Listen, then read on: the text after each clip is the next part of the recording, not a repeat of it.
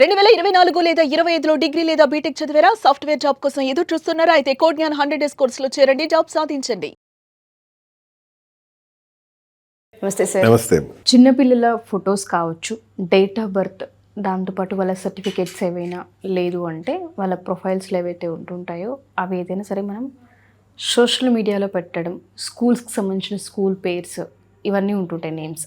అవి డీటెయిల్స్ ఏవైతే ఉంటాయో అవి షేర్ చేయడం వల్ల పిల్లలకి ఎటువంటి థ్రెట్ ఉండే అవకాశం ఉంటుంది అంటారు.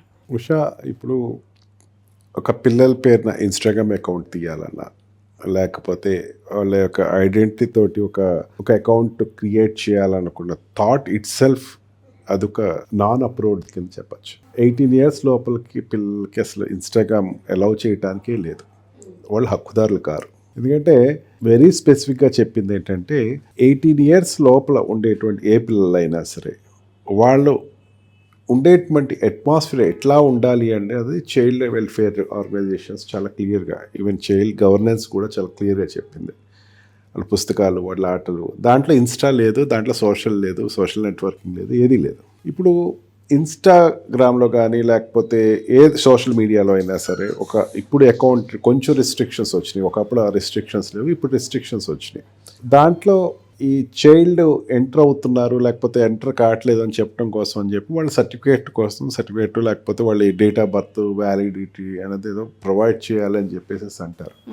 అసలు వీళ్ళు ఎలిజిబుల్లే కాదు లోపల రావడానికి. ఎలిజిబుల్ అవునా కాదా అని చెప్పేసి నువ్వు ఇంకా ఎగ్జామిన్ చేస్తాను, వాళ్ళని చూస్తాను, వాళ్ళ డేట్ ఆఫ్ బర్త్ చూస్తాను, వాళ్ళ యొక్క వాట్ వి కాల్ ఐడెంటిటీస్ చూస్తానికి అసలు సోషల్ మీడియాలో ప్లాట్ఫామ్స్లో కానీ లేకపోతే ఏ ఎంటిటీస్లో అయినా సరే they are not shareable documents. ఏ స్కూల్లో చదువుతున్నావు, ఏ కాలేజ్లో చదువుతున్నావు, లేకపోతే ఎక్కడ నువ్వు ఉంటున్నావు, రెసిడెన్షియల్ ప్రూఫ్స్, ఇవన్నీ కూడా పిల్లల వరకు వచ్చేసరికి చాలా గోప్యంగా ఉంచాల్సినట్టు ఇన్ఫర్మేషన్. ఆ ప్రైవసీ ప్రొటెక్షన్ యాక్ట్ చాలా క్లియర్గా చెప్తుంది ఏంటంటే, and also section 69 of information act చాలా క్లియర్గా చెప్తుంది, ఐటీ యాక్ట్ చెప్తుంది ఏంటంటే పిల్లలకు సంబంధించినటువంటి ఇన్ఫర్మేషన్ ఏది సంబంధించిందైనా సరే they have to come from the curtain of the parents దగ్గర నుంచి రావాలి తప్ప వాళ్ళ తప్పితే వేరే వాళ్ళ ఇన్ఫర్మేషన్ను అందుకుంటానికి లేదు, షేర్ చేయడం లేదు. పేరెంట్స్ కూడా లేదు చెప్పాలంటే. ఒక రకంగా పేరెంట్స్ దగ్గర వాళ్ళు ఇచ్చా అంటే వాళ్ళు కూడా ఇవ్వటానికి లేదు. డేట్ ఆఫ్ బర్త్ సర్టిఫికేట్స్ కానీ స్కూల్ ఐడెంటిటీస్ కానీ ఏదైనా సరే అది ఎందుకోసం అంటే వాళ్ళ ఎడ్యుకేషన్కి సంబంధించి ఫర్దర్గా వెళ్ళాల్సినటువంటి జోన్స్లో వాడుకుంటానికి తప్ప ఇంకా వేరే ఎక్కడ వాడటానికి వీల్లేదు. పాస్పోర్ట్లో కూడా వాడు ఎందుకే రెగ్యులేషన్స్ పెడతాడు, చాలా క్లియర్గా పెడతాడు. ఈ ఇన్ఫర్మేషన్ ఏదైతే ఇస్తున్నారో పేరెంట్ల అప్రూవల్ ఉందా లేదా అని అడుగుతాడు. అంతేగాని వాళ్ళు డైరెక్ట్గా సర్టిఫికేట్ ఇచ్చేసేసేయండి. పాస్పోర్ట్ అప్లికేషన్ పెట్టేటప్పుడు passport application have to be filled by the parents, not by the child.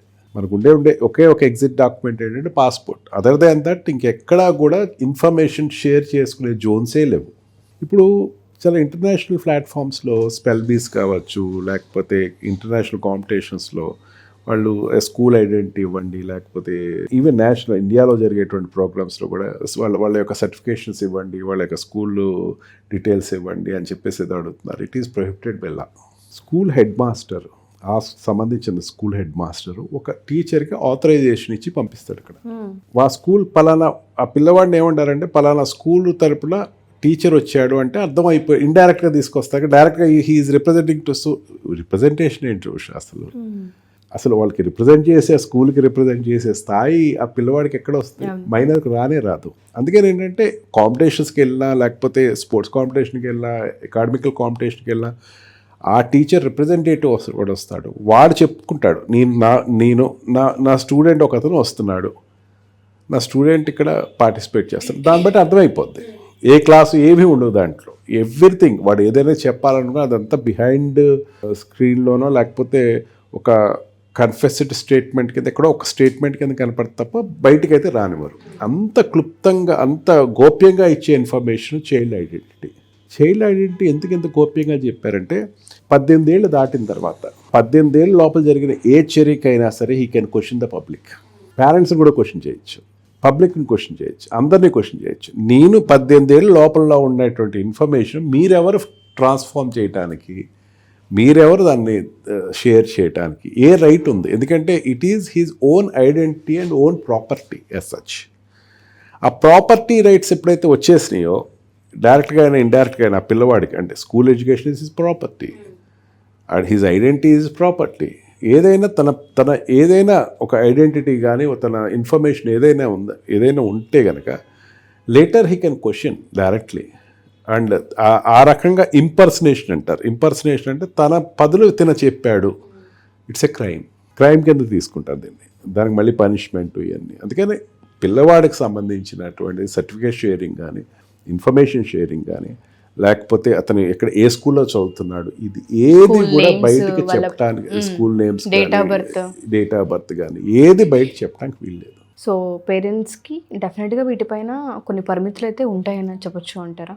Parents కూడా లేవు అమ్మ. అది చెప్తున్నా కదా, చైల్డ్ అనేవాడు 18 ఏళ్ళ లోపల ఉన్నటువంటి చైల్డ్ ఏదైతే అవుతున్నాడో వాడు పురోగతికి సంబంధించింది ఏదైనా ఇన్ఫర్మేషన్ ఇవ్వచ్చేమో కానీ, అంటే పురోగతి అంటే ఎడ్యుకేషన్, ఫర్దర్ ఎడ్యుకేషన్కో అబ్రాడ్గా అతనికి వెళ్ళి ఎడ్యుకేషన్ టూర్ సంబంధించి registered and recognised education tour of the governments ఏదైనా చేయాలన్నప్పుడు, చెప్పాలన్నప్పుడు, అండ్ పాస్పోర్ట్ ఇన్ఫర్మేషన్స్ ఈ 1-2 చోట్ల తప్ప మిగతా ఎక్కడా కూడా ఈవెన్ పేరెంట్ కూడా ఆ రైట్ లేదు, షేర్ చేసే రైట్ లేదు.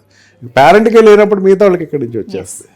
ఏదైనా సరే ఆ ఎడ్యుకేషన్ సంబంధించి, డేట్ ఆఫ్ బర్త్ సంబంధించింది, లేకపోతే అతనికి సంబంధించినటువంటి అచీవ్మెంట్ సంబంధించింది ఏది కూడా బయట చెప్పడానికి లేదు. అంటే థ్రెట్ ఏ విధంగా ఉంటుంది సార్? పిల్లలకి ఇది ఎలా ఎఫెక్ట్ అవుతుంది అంటారు? పర్సనల్ డేటా ఏదైతే ఉంటుందో మన సోషల్ మీడియాలో, ఫర్ సపోజ్ ఇప్పుడు చిన్న పిల్లలు పుట్టడంతో మొదలు వాళ్ళ డేట్ ఆఫ్ బర్త్, వాళ్ళ పేర్లు క్రియేట్ చేసేసి ఒక ఇన్స్టాగ్రామ్ ప్రొఫైల్నే బిల్డ్ చేస్తూ ఉన్నారు. డెఫినెట్గా వాళ్ళ ఇన్ఫర్మేషన్ ఏదైతే ఉంటుందో అక్కడ కనిపిస్తూ ఉంటుంది, విజిబుల్ అవుతుంది. థ్రెట్ ఏ విధంగా ఉండే అవకాశం ఉంటుంది అంటే? థ్రెట్ అని చెప్పకూడదు Usha, it is not the right. Threat right అంటారు. థ్రెట్ అంటే ఏంటంటే అతనికి జరగబోయేది ఏదైనా కావచ్చు, కానీ అతని రైట్ అది. ఇప్పుడు మీ ఐడెంటిటీ ఉంది అనుకోండి, ఉషా ఐడెంటిటీ, పృథ్వీ ఐడెంటిటీ ఉంది. Our identity is our own కదా. 18 మనం ఐడెంటిటీ ఏదైనా షేర్ చేస్తే ఊరుకుంటాం మనం? ఎవరైనా ఎందుకు ఊరుకోం? Because it is our own personal thing. ఆ పిల్లవాడు రిప్రజెంట్ చేసుకునే రైట్ లేదు కాబట్టి అసలు ఎవరికి షేర్ చేయడం లేదు. Okay, he's right. అది ఎప్పుడు క్వశ్చన్ చేస్తాడు? 18 years దాటిన తర్వాత క్వశ్చన్ చేస్తాడు. అప్పుడు ఏదైనా సరే పిల్లలకి ఇబ్బందికరంగా అనిపిస్తే, ఎక్కడైనా వాళ్ళకి క్వశ్చన్ చేస్తే పేరెంట్స్ పనిషబుల్ అయ్యే అవకాశం ఖచ్చితంగా. ఇంపర్సనేషన్ అంటారు. ఇంపర్సనేషన్ ఇవ్వాల్సిన వాళ్ళు కాకుండా వేరే వాళ్ళు ఇచ్చారు. ఇవ్వకూడని జోన్లో అతన్ని రిప్రజెంటేటివ్ అన్నారు. ఇంపర్సనేషన్ అంటే nothing but it is representing. మా చైల్డ్ తరపున నేను ఇస్తున్నాను ఇన్ఫర్మేషన్ అంటాడు. అదేం రాస్తాను? నా చైల్డ్ తరపున behalf of my child I'm giving this. It is nothing but impersonation, A crime అది. ఎవరైతే ఈ వీడియో చూస్తూ ఉంటారో పిల్లలకి సంబంధించిన రైట్స్ ఏంటి అన్న వాటిపైన మేము సిరీస్ ఆఫ్ వీడియోస్ చేస్తూనే ఉన్నాము. ప్రతి పేరెంట్కి, ప్రతి టీచర్స్కి ఇవి హెల్ప్ అవుతాయి అని. అండ్ ఎస్పెషల్లీ ఇటువంటి వీడియోస్ని ప్రతి పేరెంట్కి షేర్ చేయండి. మనం కొన్నిసార్లు ఇటువంటి ఎడ్యుకేషన్ పైన తెలుసో తెలియకో వాళ్ళ డేట్ ఆఫ్ బర్త్, వాళ్ళ ప్రొఫైల్ ఫొటోసు, వాళ్ళ స్కూల్ పేర్లు, ఎక్కడ చదువుతున్నారనే డీటెయిల్స్ అన్నీ మనం పెడుతూ ఉంటుంటాం. ఎక్కడ అంటే ఇన్స్టాగ్రామ్లోనో, ఫేస్బుక్లలోనో ఇట్లా అప్లోడ్ చేస్తూ ఉంటాం. బట్ పర్సనల్ డేటా అనేది ఎప్పుడైతే పబ్లిక్లోకి వస్తూ ఉంటుందో కొన్నిసార్లు అది థ్రెట్గా మారచ్చు. లేదు అంటే వాళ్ళ పర్సనల్ని తీసుకెళ్ళి మనం వాళ్ళ పర్మిషన్ లేకుండానే బయటపెడుతున్నామని చట్టరీత్యా అవి నేరమని చెప్పడం జరుగుతూ ఉంటుంది. ఇంకా ఫర్దర్గా పిల్లలకు సంబంధించిన ఏదైనా ఇన్ఫర్మేషన్ కావాలి అనుకున్నా, చట్టరీత్యా ఏ విధంగా ఉంటుందని తెలుసుకోవాలనుకున్నా మీరు కామెంట్ రూపంలో కామెంట్ కూడా చేయొచ్చు. Thank you sir. Thank you so much.